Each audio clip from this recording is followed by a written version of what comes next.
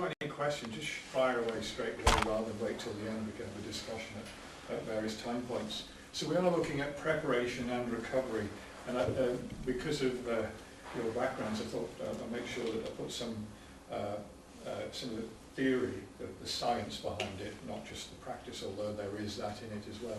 And just to mention from a nutritional point of view, some of you might have seen this, nutritionally there are a number of potential fatiguing factors. There's low blood sugar level, muscle glycogen loss and dehydration. There are three fatiguing factors, and they're nutritional ones, and two of them are associated with carbohydrate, and one is associated with fluid.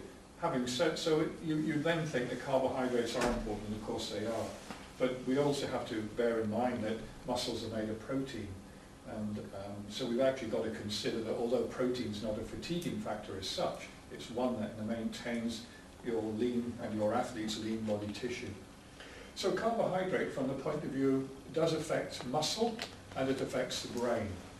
So the low blood sugar level, if any of your athletes suffer from that, or you've suffered from that, the impact that has on making reaction times slower, making decision-making tasks a little bit slower, and so on. And quite often that happens towards the tail end of many games, you know, in football, rugby, union rugby league, and so on.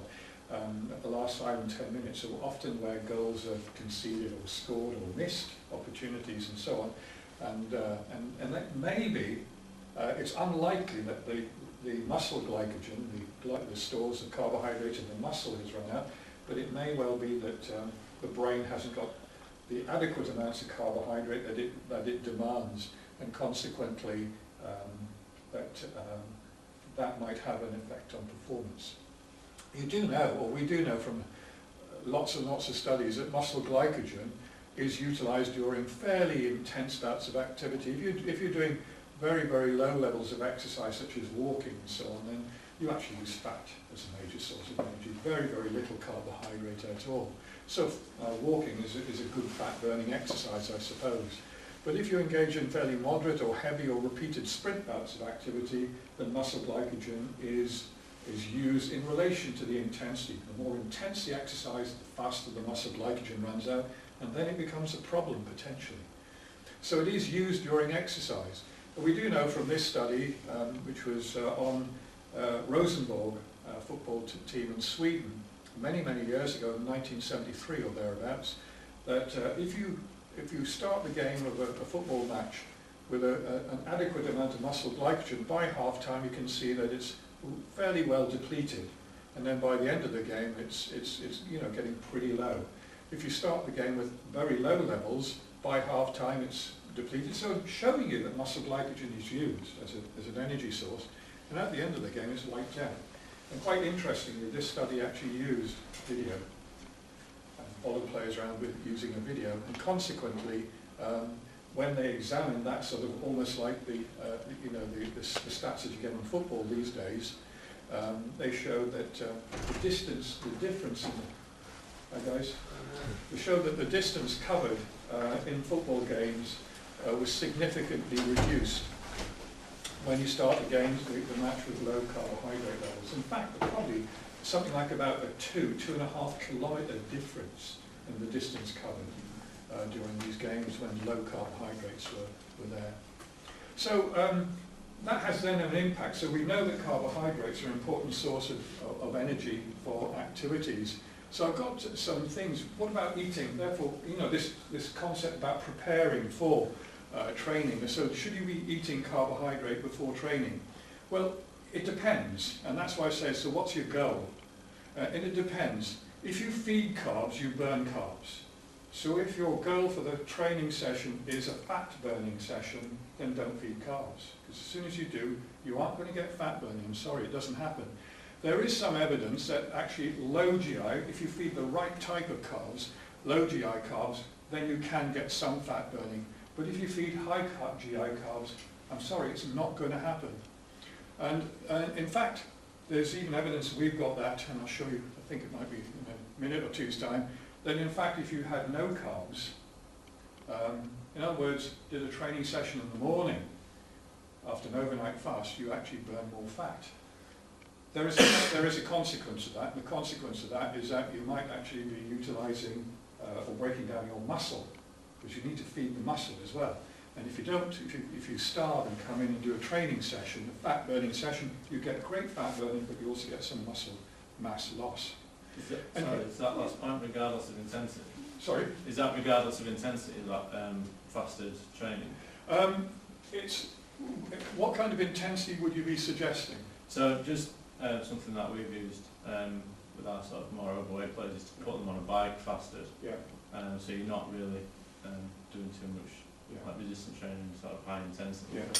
You have to bear in mind the more intensity exercise, the more you're likely to be using carbohydrates. So if your exercise intensity is, let's say, greater than 80% of VO2 max, greater than 90% max heart rate, you're not going to get fat burning anyway.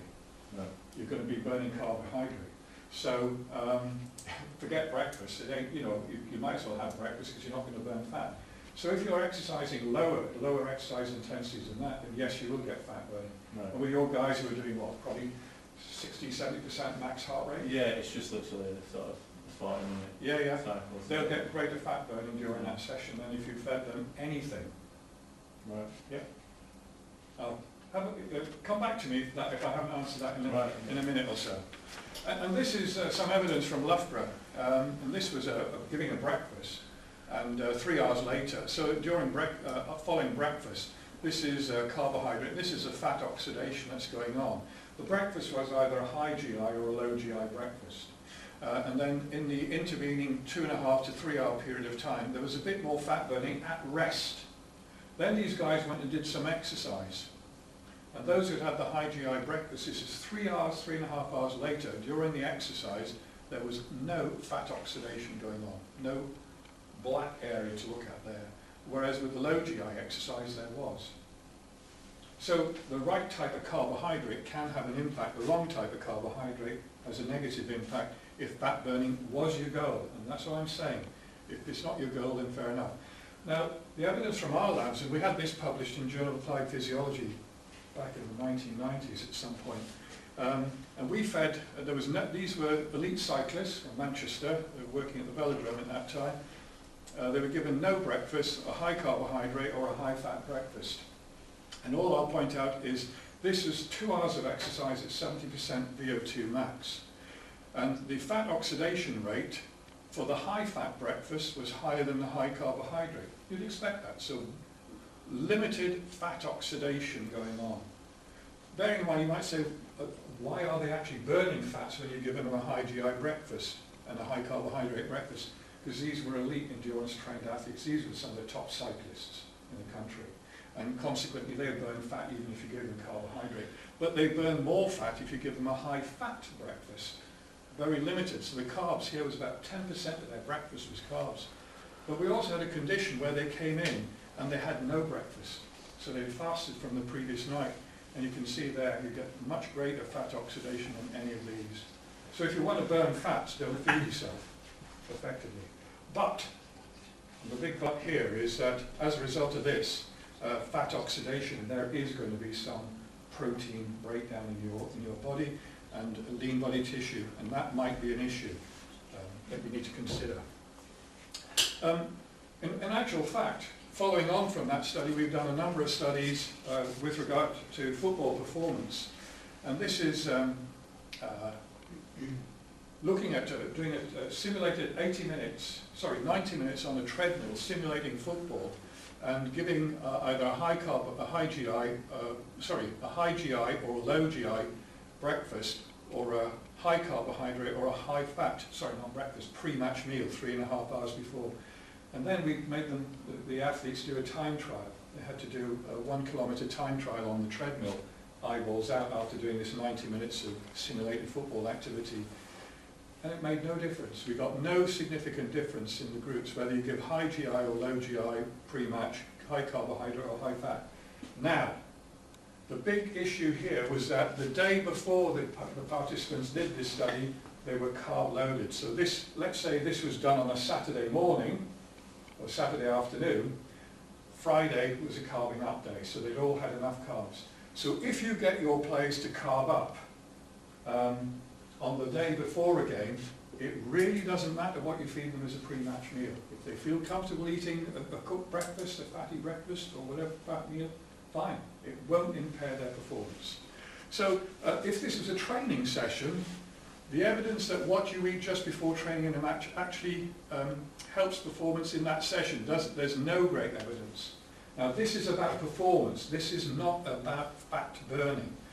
If I looked at the data here, and I have got the data for fat burning, in this high GI trial, there was less fat oxidation in the low GI trial, but there was no difference in performance. In this here, there was fat burning going on after feeding the fat meal as a pre-match rather than a carb, but there was no difference in the performance.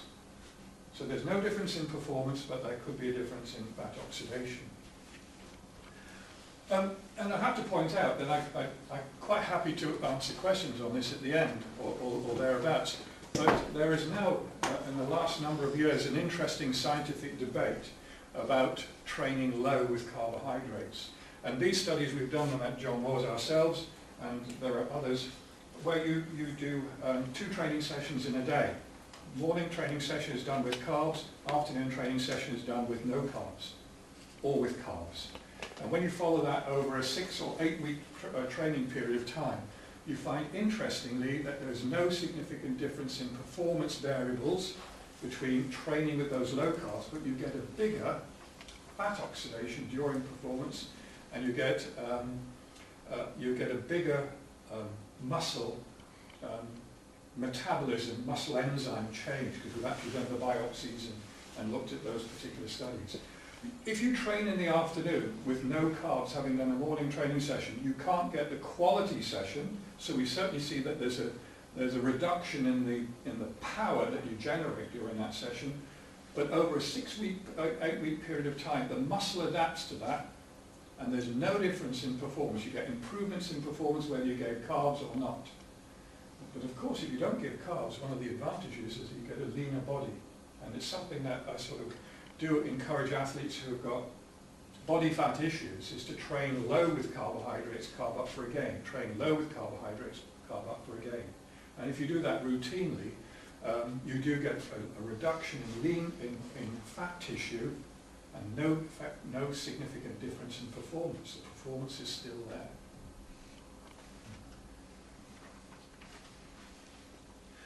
So if carbohydrates are important, then what about feeding afterwards? What about the recovery phase? And the recovery phase for muscle glycogen, this is giving carbohydrate immediately after exercise. You will see that there's a rapid phase of recovery in the first 60 minutes, and then a slower phase over the next period of time, the next 3 to 4 hours. This is classical work done in America by a guy called John Ivey. And the dose here was about 1.2 grams per kilogram body mass immediately after exercise, and you get the big response here and then a slower response. Now I have to say that this work coloured all our imagination. We now get all our athletes to say, as soon as you finish exercise, get the carbs in. As soon as you finish a match, get carbs in. About 1 to 1.2 grams per kilogram body mass in the first hour, and then repeat it, and you'll get this rapid response and so on. The criticism in many respects, however, is why do you want to recover in 4 hours? Because when you look at these types of studies that have then looked at what happens to muscle glycogen 24 hours later, there's no difference whether you give them carbs straight away afterwards or whether you give it 2 hours later. My view is that obviously we've educated our players and so on to get the carbs in quickly because they're in our control. And once they've disappeared from your control, you don't know what the bloody hell they're eating or not eating, so it's better to get them to eat something there and then. I have to say that for football players who've got games 1 week apart, it really doesn't bother me. If they don't bloody eat on match night, that's their problem. It won't impact on the next Friday. But if they've got a game on Tuesday or Wednesday, a midweek game, then I'd like to make sure that they eat. We do need to get the carbs recovered fairly quickly. Now, does additional protein help? And the answer to that is some more work done by, this is Van Loon, but also with including John Ivey. If you give a low level of carbohydrate, 0.8 grams per kilogram body mass of carbohydrate, this is muscle glycogen resynthesis after 4 hours or thereabouts, that's the amount you get. So it's not a big, it's not a very great amount. However, if you add 0.4 grams per kilogram of protein to that amount of carbohydrate, you get a much bigger response. So you immediately say, right, what I'm going to do is I'm going to give them a protein-carb mix after the game, and as a result of that, I'll get greater muscle glycogen resynthesis. Well, hold your horses a minute, because actually, if instead of just giving that 0.4 grams, you add another 0.4 grams per kilogram body mass of carbohydrate, so you take it to 1.2, you get a bigger response. So if you can't get enough carbs in, for whatever reason, adding protein will be useful. But if you can get enough carbs in, make sure you get the carbs in, because that's the most useful way of doing so. So we could turn around and say, you know, we still do encourage protein for other purposes, for the muscle of course, but bearing in mind protein does help glycogen resynthesis. And the reason it probably does that is that some of the amino acids in protein stimulate insulin, and insulin stimulates carbohydrate uptake. So that's what we've got with this scenario, that the insulin stimulation by the protein is helping to get carbs into the muscle and to store it up. So how much carbohydrate do you need? And the answer is, if you look at this sort of data, the muscle glycogen resynthesis rates, you're probably getting at a maximum. If you go too high, then you're not actually affecting anything. So we can, if we did draw a graph, it would be going up like that and then plateauing. I have to say that getting on board 1.2 grams per kilogram body mass seems about the right point. Now there is an issue, and I don't know if it's on the next slide. Yeah. And I might come back to the previous one. This is some data that Jens Bangsbo did when he was working with Juventus. And here's the muscle glycogen before a match. Here was immediately after a match. And then this was taken over the next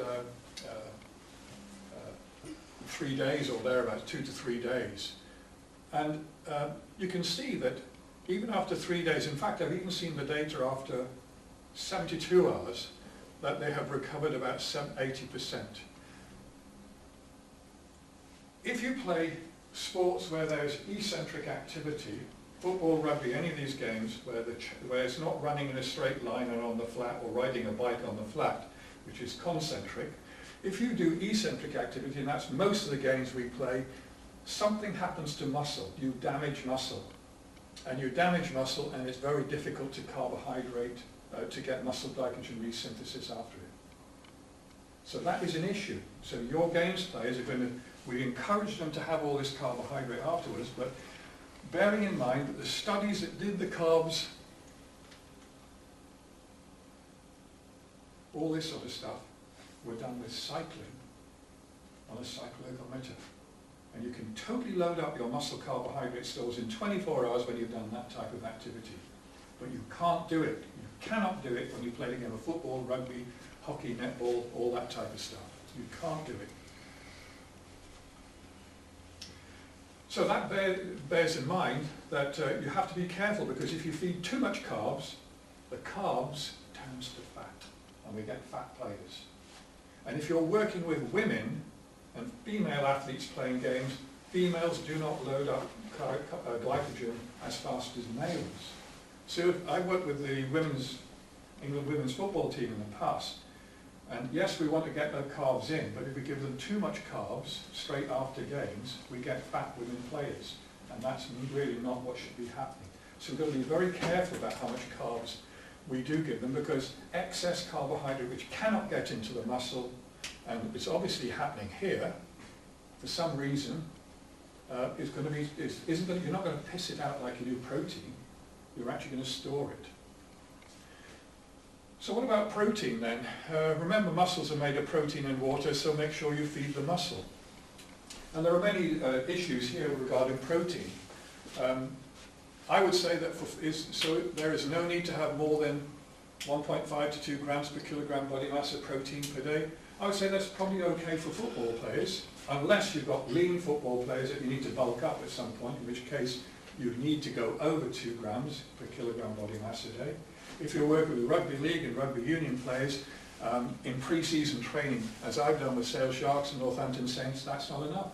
We have to give our lads 2.5 to 3 grams per kilogram body mass to maintain the bulk and size of these players. Otherwise they actually become leaner, and that's clearly not what they want. But some sports need it more. It may vary depending on the type of training. If you're going through power and speed type training, then that requires more protein. If you're going through endurance-based training, then maybe the requirements aren't so there. If you want to increase muscle size and muscle mass, then yes, you need more protein. Pre-season, we need more protein. Before pre-season training starts, all my football players and the rugby lads that I've worked with in the past, for the week to 10 days beforehand, we give them diet sheets. Get your protein intake up to above 2 grams per kilogram body mass. Because once these players start training in pre-season training, the protein breakdown occurs massively until the body adapts to that training. It takes about 2 weeks. And in that 2-week period of time, I don't want them to go into what we call negative nitrogen balance. I want them to be in balance or in positive balance. So we massively increase protein intake in the week or 10 days before pre-season training. Keep it up there for the first 2 weeks, and then we can drop it down again when the body's adapted to that training. Same applies to injured athletes coming back into training. And so we actually also use big amounts of protein for elective surgery. If I know an athlete's going in for an ACL reconstruction, shoulder dislocation and all that sort of stuff, a few days before the op, wham up the protein intake, and for the first 2 weeks we'll do the same. So it may be up to 3 grams per kilogram body mass. So when should you take protein? It's a must, always, always before training. At least 10 grams if it's good quality protein, and maybe a bit more. Ideally is whey for a fast uptake and a good branch chain amino acid content, because this is the driver for protein synthesis. Although you could take essential amino acids or BCAAs on their own, but they can become a bit more expensive. And this is a double negative: never take no protein. So you should never have athletes who are going into a training session or a match where they've not had protein. Whether they've eaten it or taken a product makes no difference. Just get the stuff in. What's the time frame on that? Yeah, usually if you're going to eat it, it's probably a couple of hours beforehand. But quite normally they'll have a pre-match meal and then they have a protein shake, or a small protein shake or a protein shot about an hour before kickoff.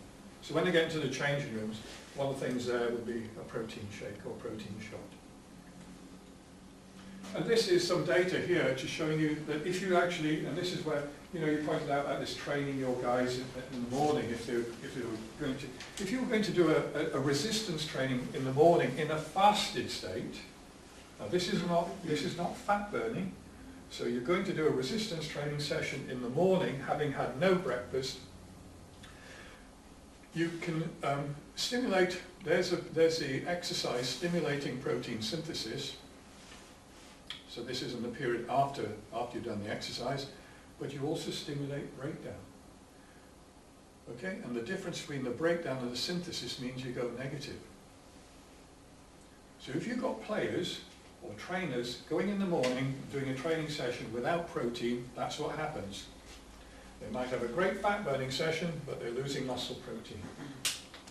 And so that's your quandary. You've got to check, what's my goal for this session? I don't bloody care if he loses a bit of muscle mass. I want him to fat burn. He's got too much fat. Fine, go and do it. Okay? But there are obviously ways that we can encourage that, and one way would be to give them some branch-chain amino acid, or to give them protein before the training session, and that would alleviate this and enable fat burning to go to a certain extent. So how much protein should you be giving? Now this is in recovery, after exercise. How much protein should you be giving? Well, if you look at this graph over here, this is showing you 5, 10, 20 and 40 grams of protein given at the time period, and muscle protein synthesis rate. And what you see is once you're getting somewhere between 20 and 40 grams, you're coming to a full stop. You're coming to a plateau, I should say. So when you hear people saying, don't take 50 grams of protein, you can't handle it, it's probably, you can handle it, but you're actually not improving muscle protein synthesis rate. So you're pissing out the rest of this protein that your body can't handle. And if you look at this data, how it was arrived at, it's basically people who are around about 70, 80 kilograms in weight. If you've got 100 kilograms, 120 kilogram rugby players, then in actual fact 20 or 30 grams is just about enough. The suggestion is that after exercise there should be 0.3 grams per kilogram body mass of protein taken on board. So if you've got a 100 kilogram player, that's 30 grams of protein. So they'll be actually maximally recovering their protein synthesis with 30 grams. Whereas if you've got an 80 kilogram player, 0.3 grams is 24. So somewhere round about there will be sufficient for them. But giving, 10 grams of protein after exercise is not sufficient. You actually need to stimulate protein synthesis by giving more protein, but not too much. What type of protein? Well, we've seen this thing about whey, soy and casein. And I'll show you these couple of graphs over here. This was a study which is looking at whey, soy and casein. And here's your essential amino acid after ingesting this. That's whey, that's soy, and that's casein. So if you look at the area under this curve, and this is the essential amino acids released into the blood as a result of ingesting the same amount of this, you can see that whey gives you a greater amount than soy, than casein. And in fact, the key driver for protein anabolism, building up of protein and protein synthesis, is the branched chain amino acid leucine. It is a key. And look at the leucine content within the blood with whey, with soy, and with casein. It's much greater. It's a quick response. So what should you be given as a product, I suppose, to stimulate protein synthesis? The answer is a whey protein. And when you look at the data in terms of the synthesis of muscle protein, there is whey, there is casein, and there's soy. It's from the same study, just looking at and the reason for that is that you've got more leucine, and it's driving with whey. You're getting more, a faster uptake of leucine, I should say, and more leucine, so you're getting a greater muscle protein synthesis with whey than with soy than with casein. So when people come along and say, I'm going to have casein for my post-training protein, the answer is, you can have it, but it's not going to be as good for you. Now, and we can see that over here, that whey and casein hydrolysate, this is a breakdown product of casein, which is quite expensive, can actually give you much stimulation of insulin. Insulin's an anabolic hormone which stimulates protein synthesis.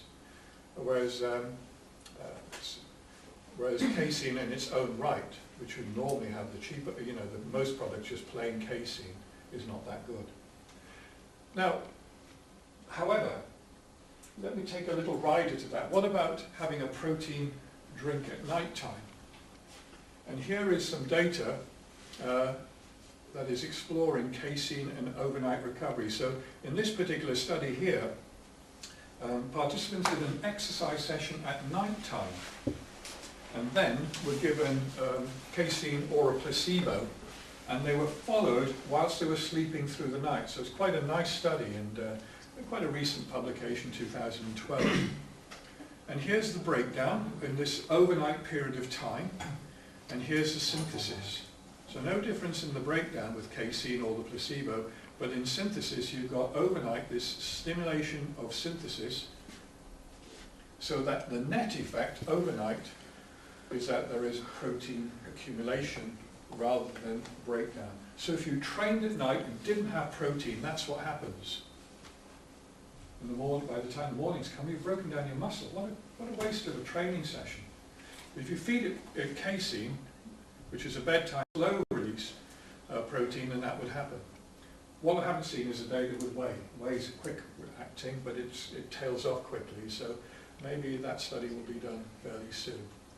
And if you want to have a source of casein, a nutritional source is cottage cheese. if you don't like cottage cheese and it's and you have a sweet tooth, then NutritionX's Hypnos is like a pudding, like an Angel Delight type pudding that you could have, which is just casein based.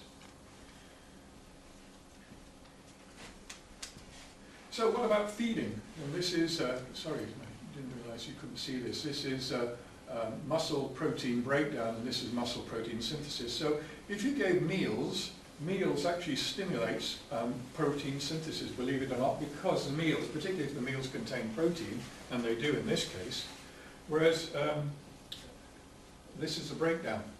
So this is through a day, feeding breakfast, lunch, dinner. And so you get protein synthesis occurring and protein breakdown going down, and then when the protein synthesis goes down before the next feeding, protein breakdown goes higher. So you're in negative balance here, you're in positive balance there, and that's what we see.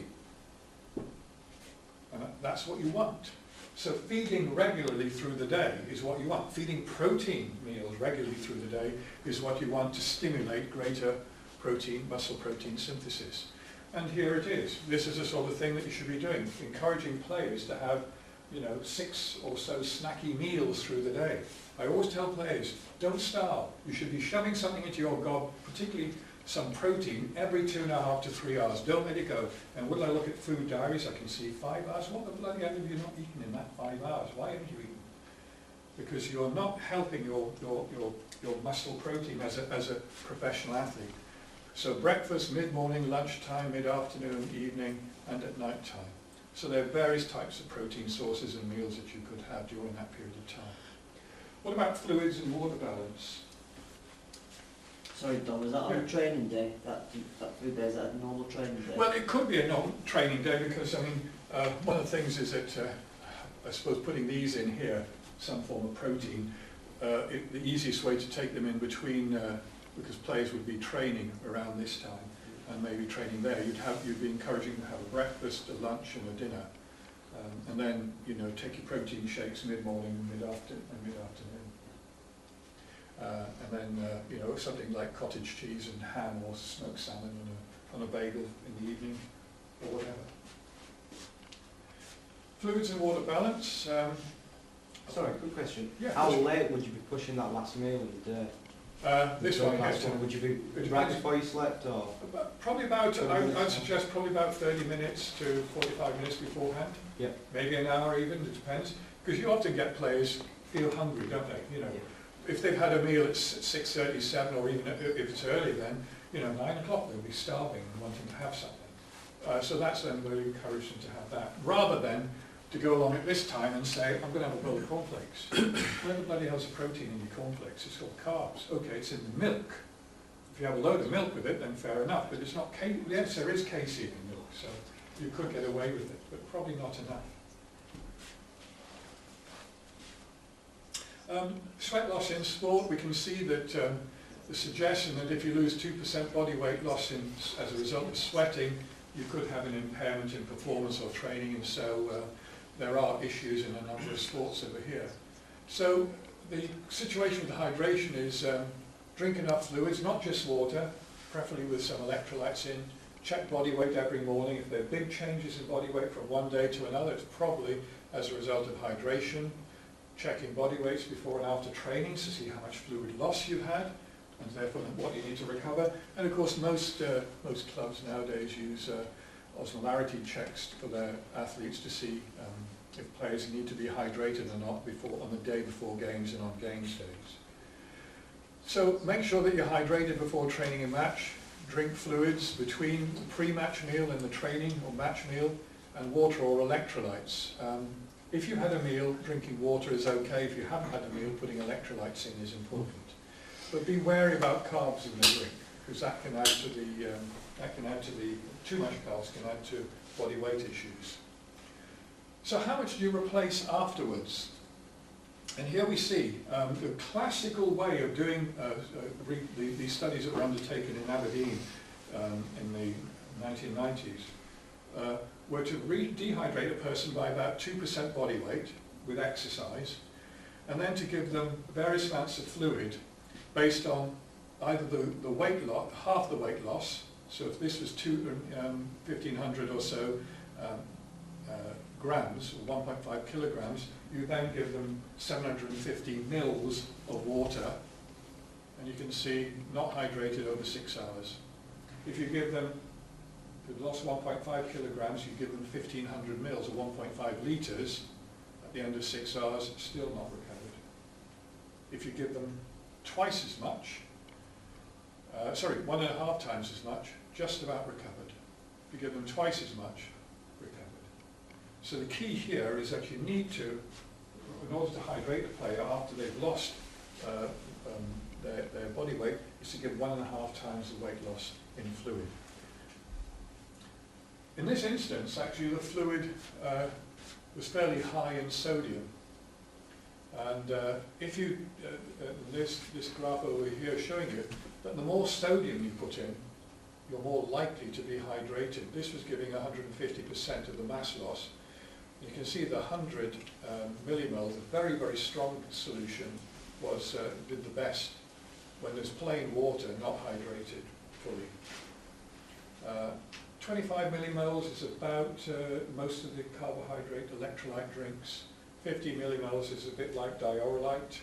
100 millimoles is a bit like salt water from the Dead Sea or something like that. Something you probably wouldn't want to drink.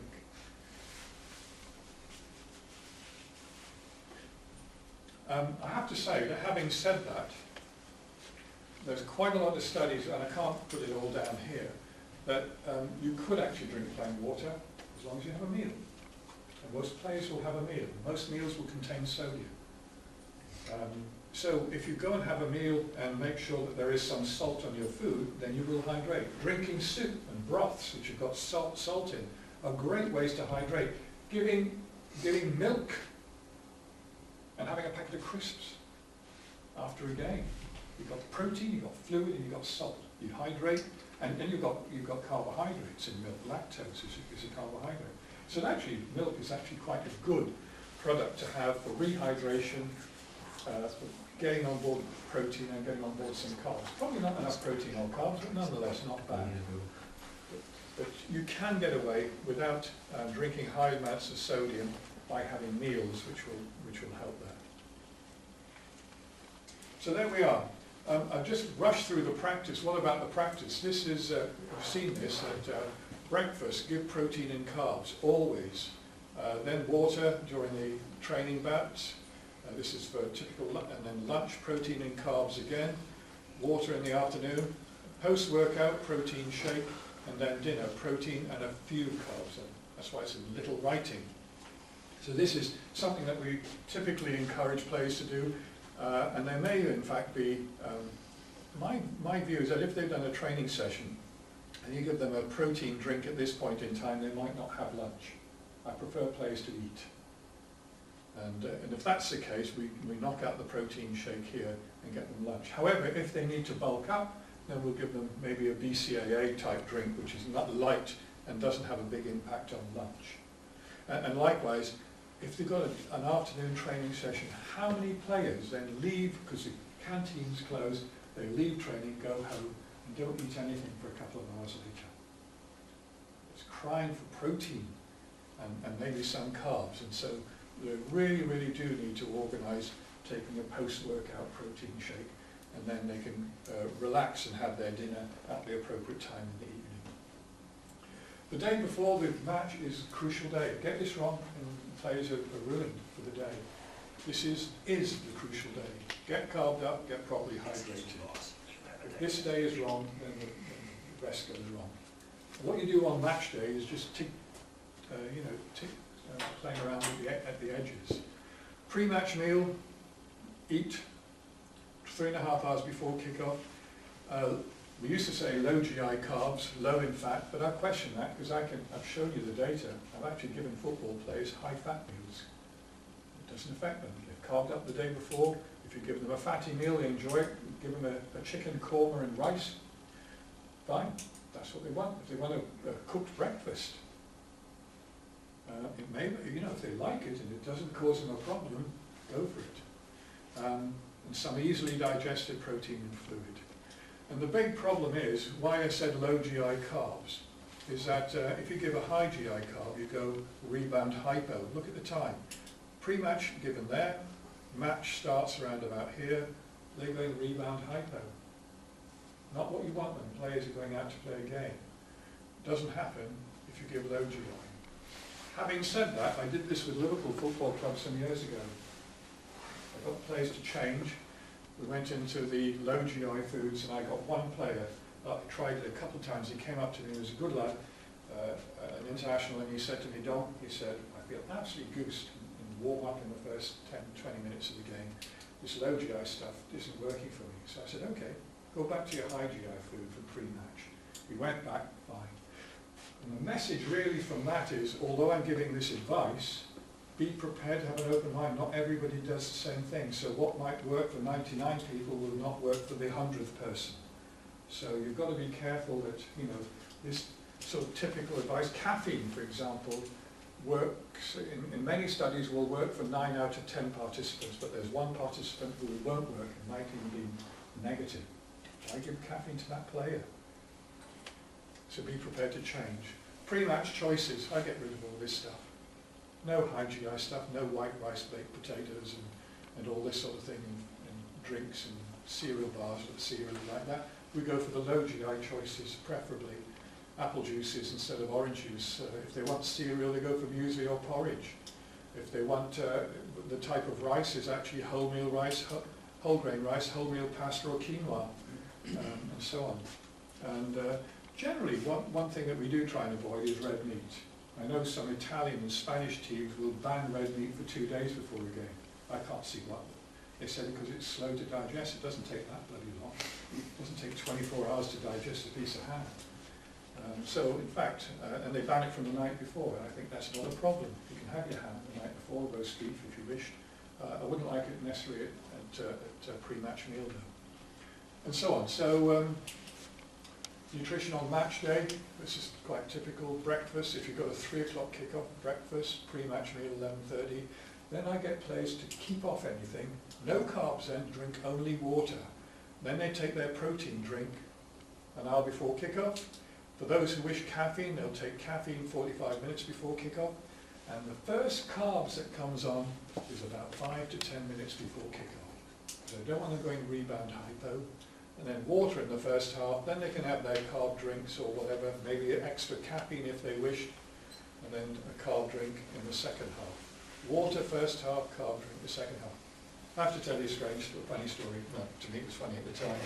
Jamie Carragher, I gave this talk to Liverpool. It came pre-match, pre-season match. They were doing they played one team the first half and swapped the whole team around to play the second half. Carragher came on in the second half.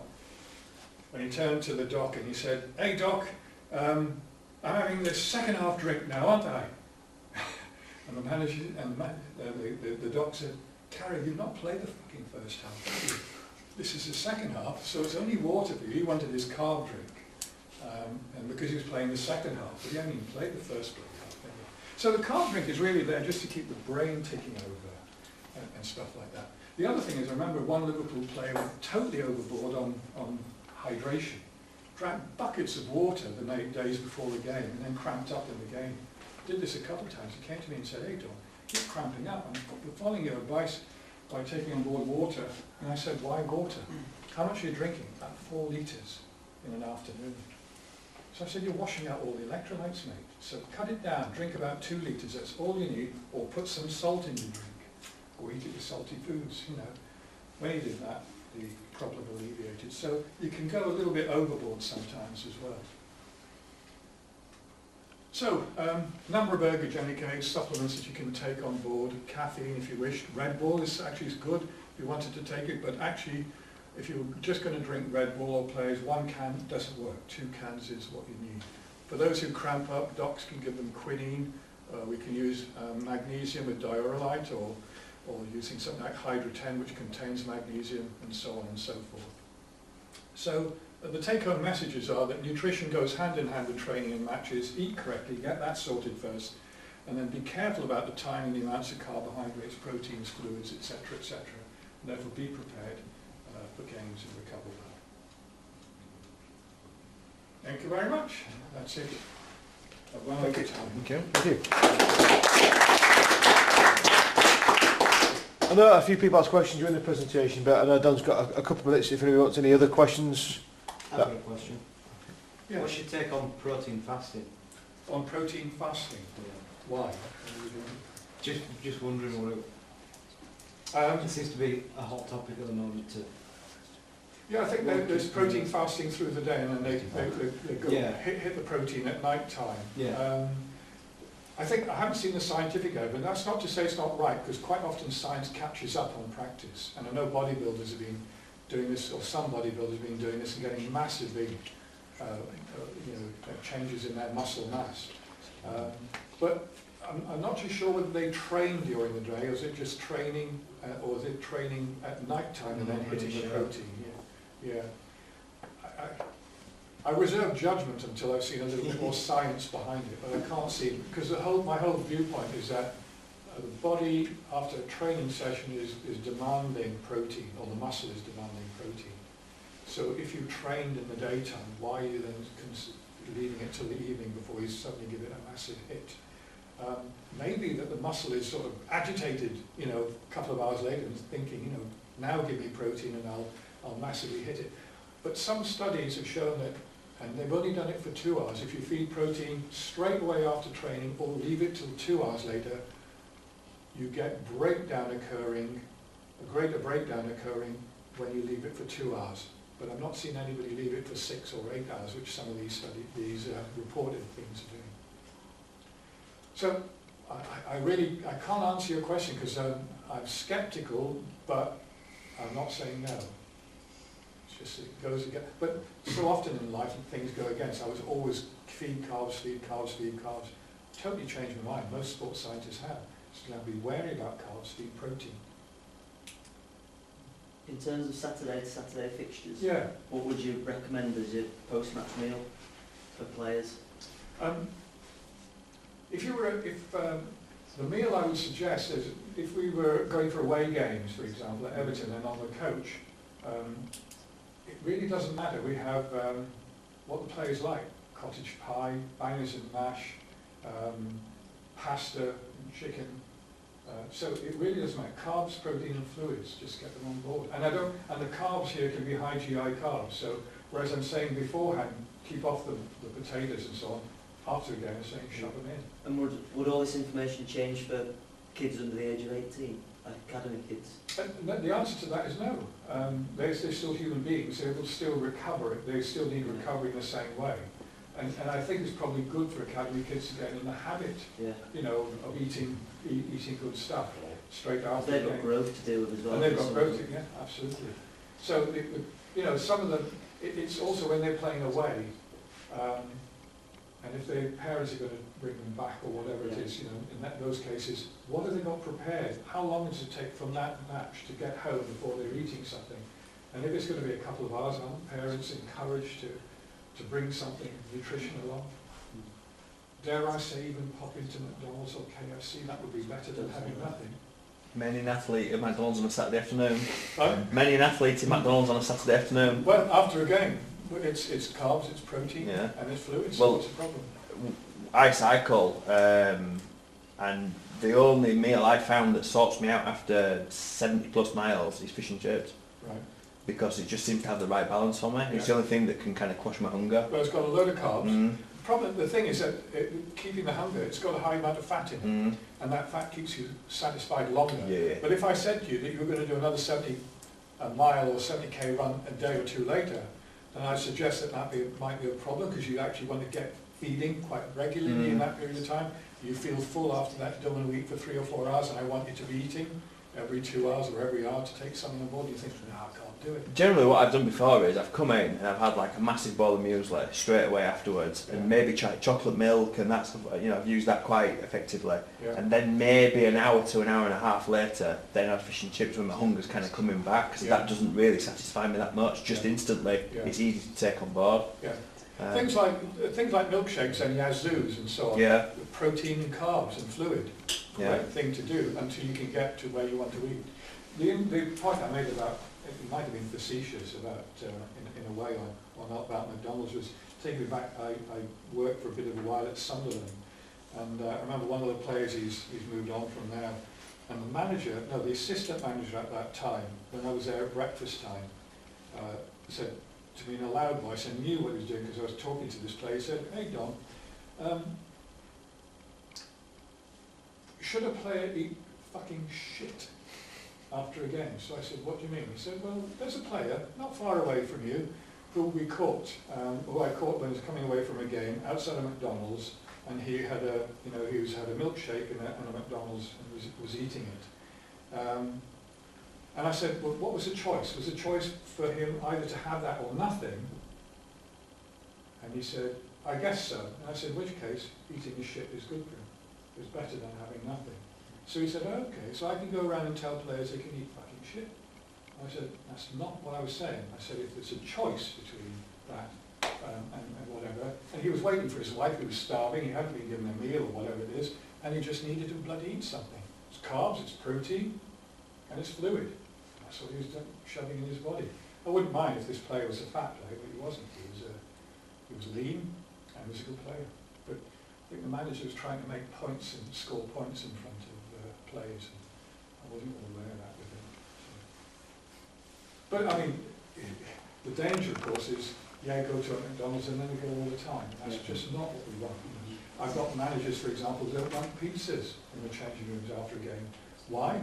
Because pizza sends the wrong message. I don't want wedges. I say, manager, it's not a wedge. It's a, sorry, it's not. He said, I don't want these chips in the room. They're not chips, they're wedges, they're baked wedges. They're not, they're fucking chips. And I don't want people to go to the chip shop eating chips, because you get fat players. So sometimes we have to educate managers as well. Difficult, isn't it? Just a further question then. So one thing that I came to when you mentioned stuff after again, what's, I can guess the answer, but like advice on alcohol after games? Because it's like typically like rugby, it's like our sort of creator and both the lads in this changing. And it's something that we're trying to stamp out, but it's just becoming a nightmare. Yeah, I mean, a classical example that Northampton Saints had a battle with one of the, well, I say one of the management staff, who was a seasoned international, ex-international and whatnot, and wanted players regularly to be able to have a blowout, because he wanted to have a blowout with drinks. And when that happened, players' performances went and their body fats went up. And I just said, I think there's a time to have a big blowout in alcohol, but it's at an appropriate time where maybe they've got a week or two off, they haven't got a game, and then we can do that. But to encourage players to be drinking after games, reasonable amounts after games, doesn't hydrate and dehydrates them. The evidence from an Aberdeen study was that 1% alcohol is okay, you can hydrate with that. Once you get to 2.5%, then you start going dehydration. And that's an issue. And there's a body fat issue. I had one player at Liverpool, I won't mention, he's not playing anymore, so he's retired. But I remember he had a bit of a body fat issue, and I said to him, went through talking about his food intake, and I said, okay, it doesn't look too bad, your diet. What do you drink and how much you drink? I only drink once a week. I drink on a Saturday night after a game. Okay, what do you drink? 16 pints. I thought, shit. So this guy's drinking, I mean, he is out, and I said, you are now working for the rest of the week to try and burn that fat off. Because the alcohol is not used by the muscle. Muscle can't use alcohol. The liver can use alcohol as an energy source, but the liver is not a great organ, not a big organ. And so it then converts the excess alcohol to fat, and restore the fat. So that's why you're fat. It's not because of your eating, it's because of your drinking. So when I have players who've got body fat issues, I say to them, what's your eating like? And then I say, what's your drinking like? And it's a culture in rugby, and but it can be knocked down with seasoned players, but it's quite a difficult. Yeah. I know there are a number of players at Northampton Saints when I was working there, teetotal, wouldn't touch alcohol. Unfortunately, what really people then encourage you to go and have a drink, so they go and have one, and they'll have to be one of the boys. And it's not right, but it happens. Cool, thank you very much.